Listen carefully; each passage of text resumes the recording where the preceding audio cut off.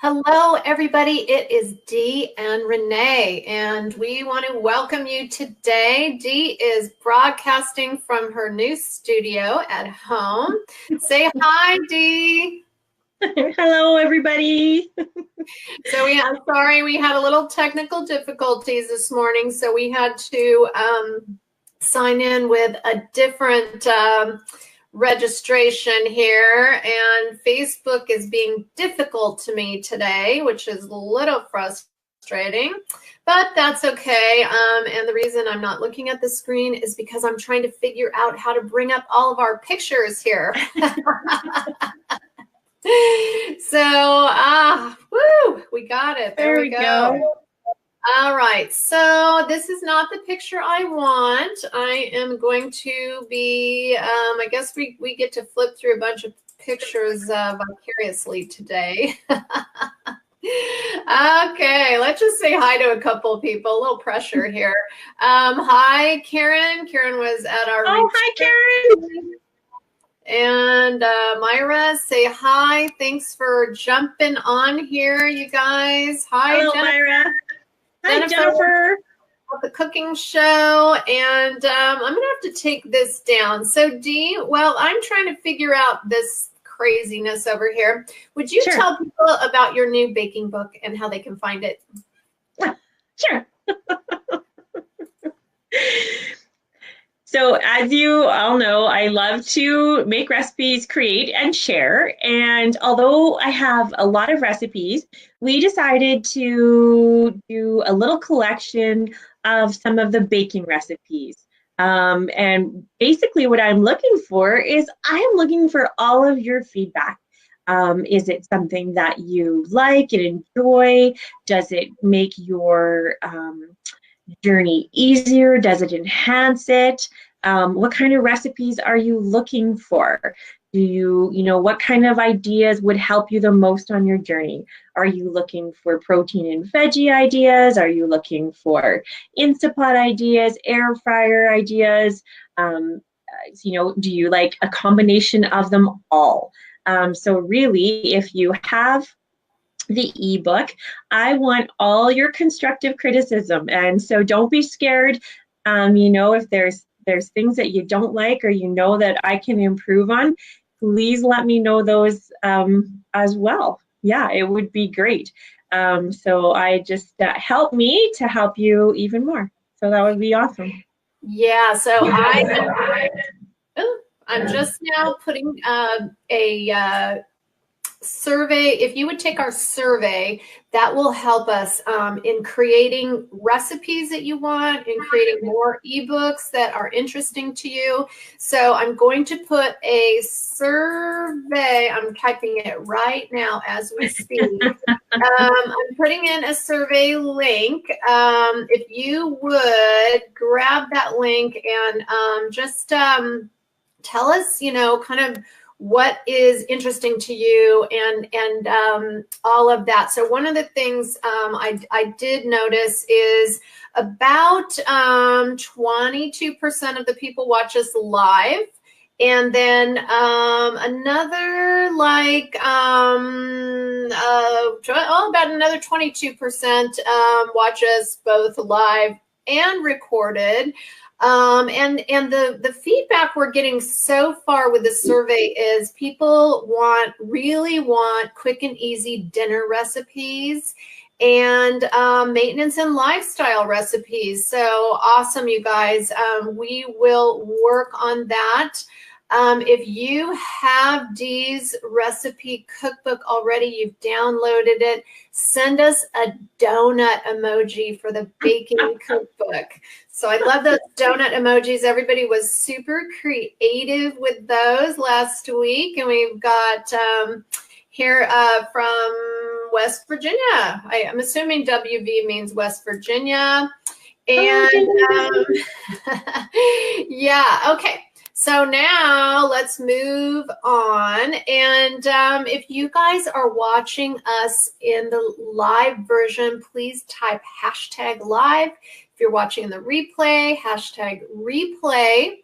If you would like these recipes, all you have to do is type newsletter And you do need to go through a little process of signing up for the newsletter. So first you're going to say yes, and that means that you're saying it's okay to send you the link to the newsletter sign up. Then you're going to click on the newsletter button and get signed up for that. And they come out on Mondays. So next Monday is when these recipes will be coming out.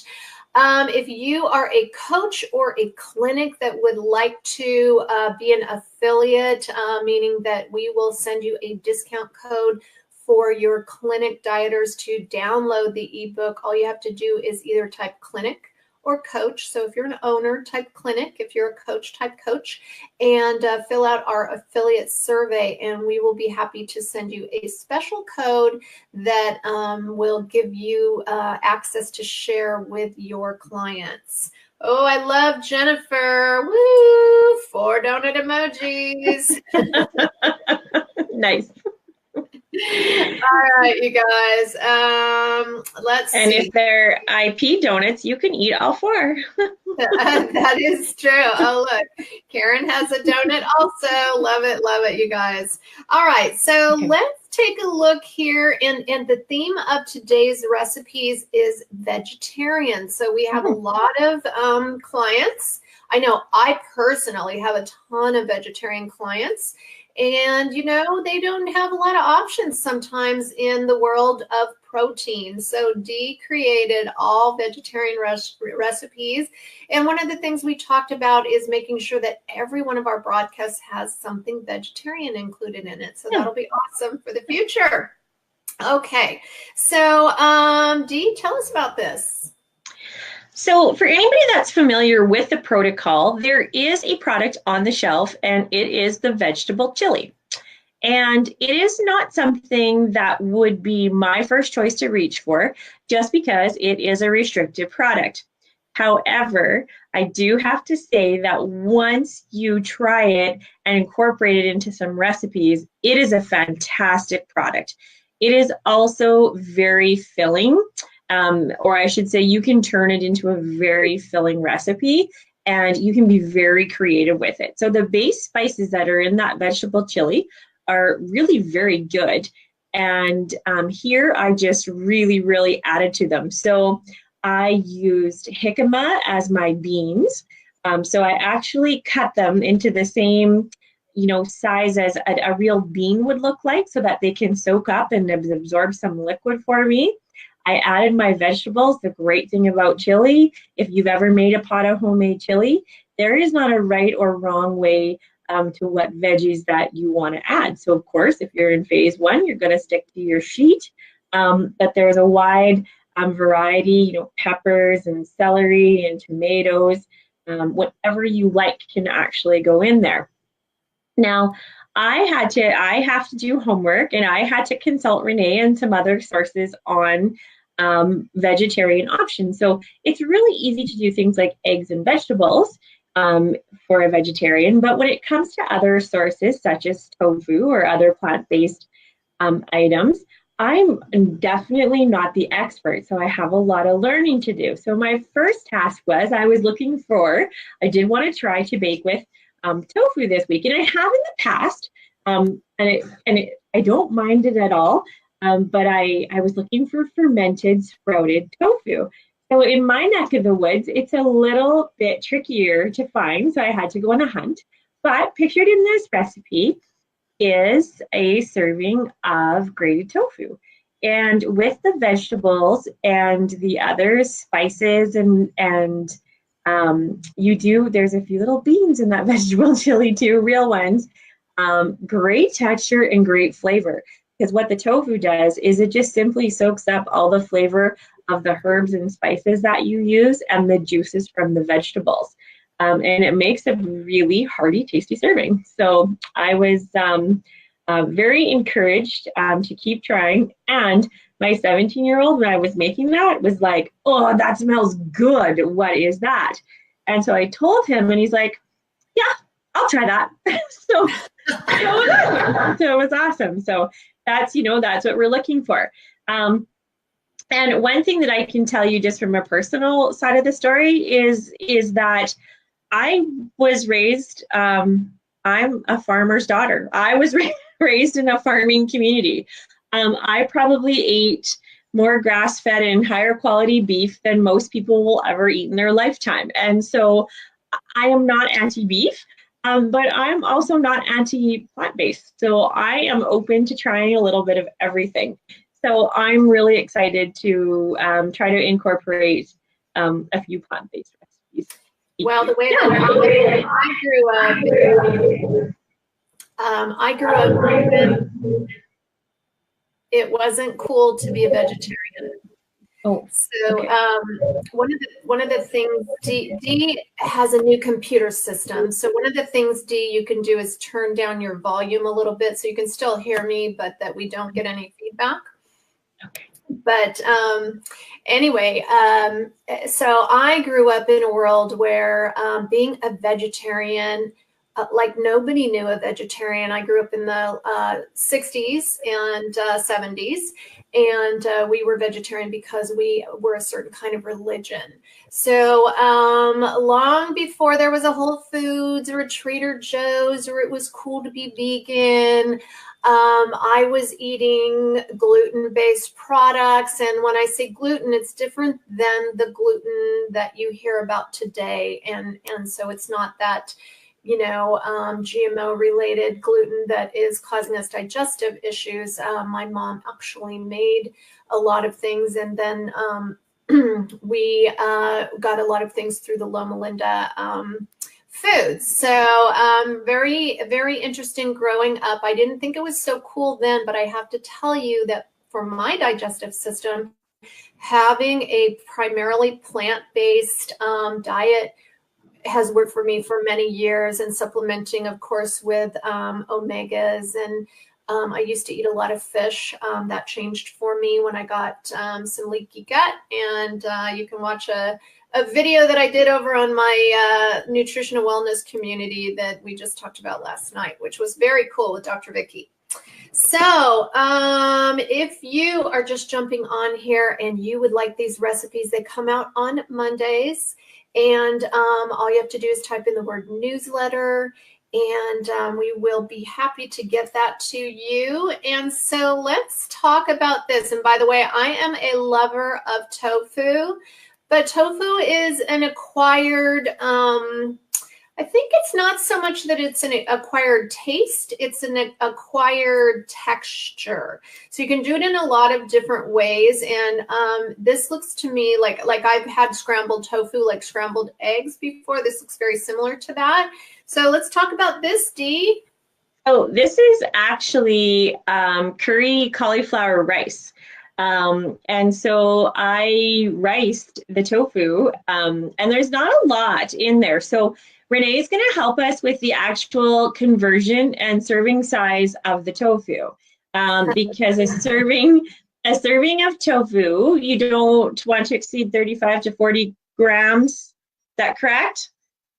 Well, so when you are, so there's a very specific list which you can get from your coach, and it is a vegetarian list of products. So there's some variety of products that you can use. And when you are looking at using, like you're comparing your 8 ounces of animal protein to, you're going to compare it to grams of protein when you're looking at vegetarian meats. So according to our scientific support center, that is between 30 and 40 grams of protein. Now we have to, again, have that nice combination and balance between the right amount of carbohydrates. So a lot of vegetarian products that you're going to find in your maybe the tofu section or the tempeh or different things like that, you've got to really watch the carbohydrates on them. And so we do have a very specific list that we can share with you also. And talk to your coach, because your coach, definitely will have that information. So in this picture, there is 9 grams of tofu, 9 grams of protein worth of tofu, and 0 carbohydrates. So that really excites me, because I like it when your protein has no carbohydrates. So this was really exciting, but I did grate it to match my grated cauliflower. And again, so then I'm simply making curry cauliflower rice and adding a little bit more protein with the tofu. So really simple. And this is not my specialty. So what I do is I find recipes that I would, that I think I would eat because they contain things that I like. And so this one has, of course, curry and a little bit of turmeric and a little bit of lemon zest and a touch of cinnamon and garlic. I love garlic, and so garlic is in there. A traditional one would call for a Spanish onion. We can't have onions because of the caramelization, so green onion gave the flavor. And so super fast and simple, easy dish to make. So fast. And so this morning, Renee also did a live on bone broth and homemade chicken soup stock. So I do have a little bit of chicken bone broth in this recipe too. So fast and really filling, and you're either going to love the taste of curry or you are not. And so my house is divided. So again, my 17-year-old is like, I'm eating that. Our 14-year-old daughter was like, ugh, what is that smell? So there you go. So, I love Indian foods. So yeah, definitely love that. So, all right. Want to say hi to a couple of people here. Maria says hi, and Danny says hello. And let's see if I have anybody else on here right now. No. Okay, so remember, if you are interested in getting the recipes, they come out on Mondays, and they do come out in our newsletter. And right now, they're going to connect you over to a blog over on my website, but we'll be transferring that blog over to Dee's recipes here pretty soon. Dee, created her wonderful cookbook. And if you haven't downloaded it, there is a link in the comments section. Check that out. All right, you guys. One more here. We got, what a pretty name. Anjula J. All right, very pretty. All right, what do we got here, Dee? Okay, so this picture isn't actually a great picture because it doesn't show how actually awesome that this is. But this is a version of a potato dumpling. So there are lots of ethnicities that are really used to having potato dumplings, dough dumplings, in many different forms. And my baba used to make a potato dumpling called halushki. And it is delicious, let me tell you. It is also the kind of meal, though, that when you are eating it, it tastes so good that you end up eating too much of it. And then once you're done eating too much, you sit in the chair and you can't move for an hour because your belly is full of dough. So, traditionally, you make the dumplings and then you serve it with cabbage and paprika and bacon and sour cream. So this one, I still served it with the cabbage and garlic and paprika, and it's really, really good. And for my potato, I use grated jicama in my potato replacement. And then you can either use a omelet packet or the potato puree packet with some egg white to create your dumplings. So again, really, really simple. You make sure you make your dough and you drop it into boiling salted water, and you make your potato dumplings, and then you stir fry them together once they are cooked with your cabbage and your spices. So again, super fast, super easy, really filling, and really tasty. And you can season your dumplings as well, or you can just have them plain and put all your seasoning in the cabbage in the pan after. So really easy, lots of fun. Really tickled that jicama works perfectly, just like a traditional grated potato. And one egg white is enough to bind it together with either your egg or your potato pack. So it's fun and it's really good. We love it. So Dee sent me this picture last night, and she was like, epic fail. And as she explained, she is always testing these recipes and trying to you know, sometimes they just don't work. So tell us about this, Dee. So I had a base idea, and lots of times when I come up with an idea, I have, I'm pretty confident in my ability to make it work. I've done similar things like this, but you have to remember when you're working with proteins, they're really dry, and so you're looking in ways to infuse flavor. So I was going for a fruit and cinnamon bagel. And just to let you know, I will master this. I will. It's just this one I did not. So I dried peyote and rhubarb for my fruit, for my dried fruit, and of course the cinnamon. But one thing that I forgot was that I was still needing to add sufficient moisture to the actual bagel. So a traditional bagel is a high gluten bread flour, and they add sugar, and then they add a lot of yeast to that flour sugar combination. So for most people, it doesn't matter, how long you've been in maintenance for, those types of high sugar, high gluten items are not going to be an everyday part of your life anymore. So of course, I always am intrigued by trying to replicate those standby favorites. In Canada, we have a coffee chain called Tim Hortons, and people line up and drive through just like they do at Starbucks for breakfast sandwiches, bagels, and coffee. And they are the most nutrient deficient food items you will ever see, but really highly popular. So anyway, long story short, these came out of the oven. They look so pretty. I cut them in half. I took a bite, just picture chewing on the styrofoam peanuts in packaging, because that's exactly what it was like. But then I thought, well, I'll toast it and I'll maybe put some Walden Farms jam on it. Maybe it won't be so bad. It intensified the failure. It really, really did. But it's part of the process. It's part of the test recipe. And I will say this, I'm not a very picky eater at all. So if I tell you it's a fail, it's a fail. I'm pretty confident. But so watch for another version, because I will get it. And I'm kind of excited, because of course once I fail, then that just really kicks me in the pants to figure out a way to make it work. So yeah. Okay, you guys. And, if you are watching live, type hashtag live. And if you are watching later in the replay, be sure to let us know, hashtag replay.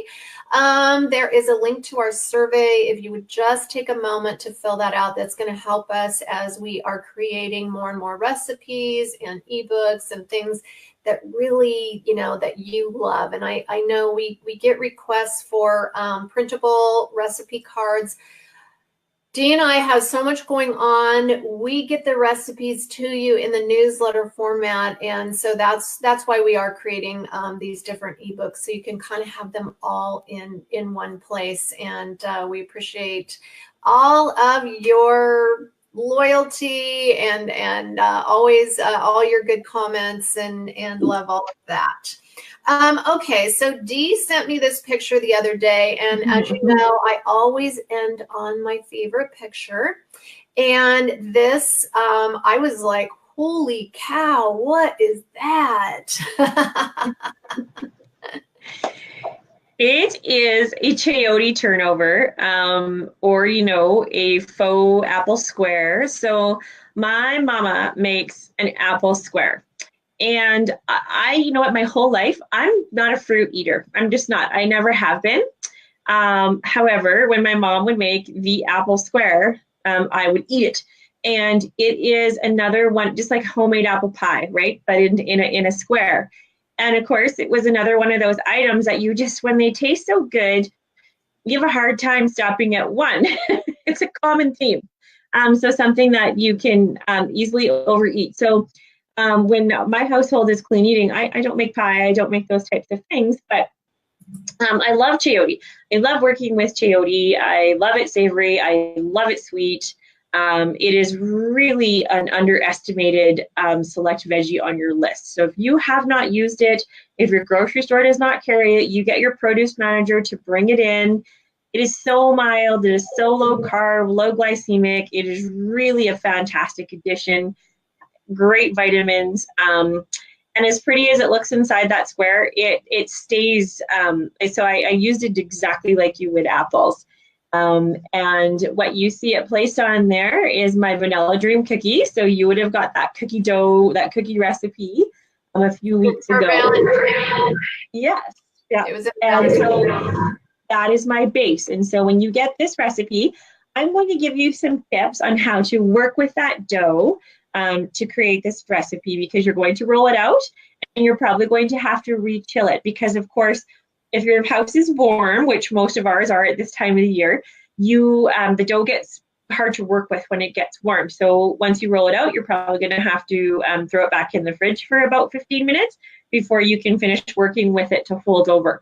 But you're going to roll it in between parchment paper, and then you're going to fold it over each other using that parchment paper so that it doesn't break apart. So I will explain how you do that for simple success, and then you bake it in the oven, and it's awesome. The chayote is pre-softened, so I'll tell you how to do that as well, and then I'll give you options to season it as well. So I chose sweet instead of savory in here, but you could totally do a savory turnover as well, more like a baked sandwich. So definitely we'll be doing more of these types of recipes. So turnover styles, I have a great one already in the making for rhubarb. And then I also have a savory one. Because you see a lot of things like enchiladas and empanadas and fajitas and tacos and those kind of things. So we can do a lot of these types of things. And the beautiful thing is that it stayed, that picture that you see there, that was the next day. So it sat on the counter covered overnight. It stayed beautiful. It didn't fall. It didn't get mushy. It didn't come apart. It sliced wonderful. And that's 2 servings pictured there as well. So that was breakfast 2 days in a row for me. So it was really great. So I feel like I have a little bit of advantage growing up in a house where my mom made things from scratch. And so I love to take old favorites and then just turn them into a healthier version that you can use long term. Yeah. Yeah, absolutely. And we had so much fun a couple weeks ago at the Refresh Retreat. And if you haven't had a chance, definitely go over a couple weeks ago. You can see the grocery shopping tour that Dee did. And I know I've had several people comment to me like how much information they learned on that shopping tour.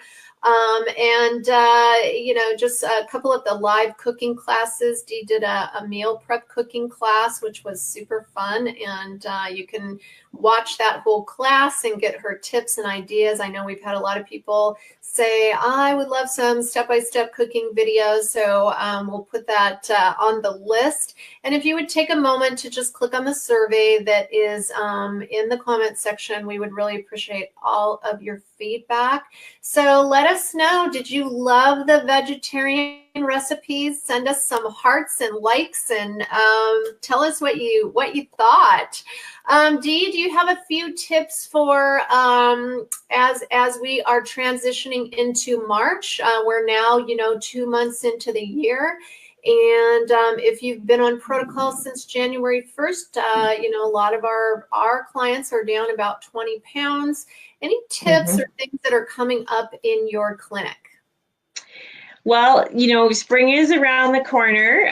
One of the interesting things that I've seen just in the last week is that, after a good couple of solid months, some dieters are questioning their success.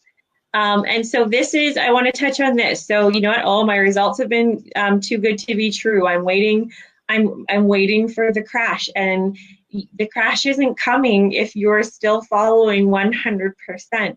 You're getting those results because you've really committed to yourself. And so I think I think it's really neat how, there's a lot of conversation when we don't have success, but it was interesting to see kind of almost like that self-sabotaging thoughts even when they're having success.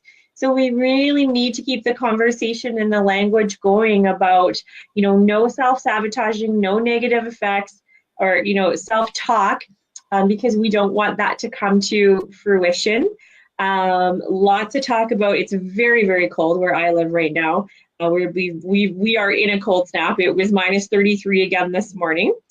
So clients are getting really tired of that. So their patience is wearing a little bit thin. They're tired of wearing lots of clothes to weigh in. So that's always everybody is waiting for our weather to turn here. And they're, of course, one of the big things is lots of them are counting weeks right now. They do have their end date in sight. They have big things they want to be done, in 8 weeks or 12 weeks, and here's my reason why. So talking about realistic goal setting and breaking those down for that timeline. So that's kind of what's been going on this last calendar week for us. How about you? What are you seeing this week? Just about the same stuff. Same. That was my video this morning was about, where are you at as of March 1st? It's in 2 days. And are you where you want to be, and recommitting and setting, keeping the consistent pace to, we have about 100 days until the first day of summer, and really keeping that consistency as you continue down your road. And 100 days is going to come so fast, you're not even going to know it. So being really, stop being in the moment and start being in the future, and just let it happen, and follow the plan just as you know it. All right, you guys, it's been a wonderful show. And Dee, I love that you're all lit up and we get to see your beautiful, beautiful skin. And so we've changed. Dee has her own new home studio, so very exciting stuff happening here at Dee's Recipes. All right, so talk to you soon, everybody. Next week, we've got more good stuff lined up for you. So big thanks to Renee for pushing me right out of my comfort zone and making me get things done. But I'm excited for it because it's awesome. It's better already. I can see the difference, Renee. So I really appreciate it. Yay! Yay. Okay. Bye, you guys. Okay. Bye, everybody.